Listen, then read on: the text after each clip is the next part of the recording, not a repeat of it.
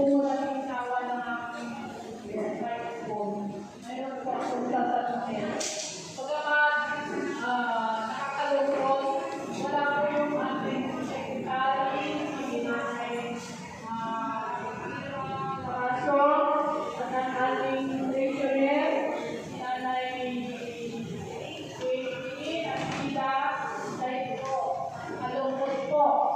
Tayo po ay magkakaroon sa asawa ko, ni Nanay Kaso.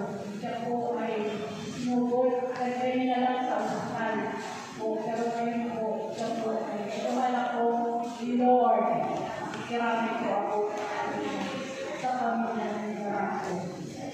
Yan lang po. Ano ba ang pwede natin ay tutulong para sa asawa na hindi lang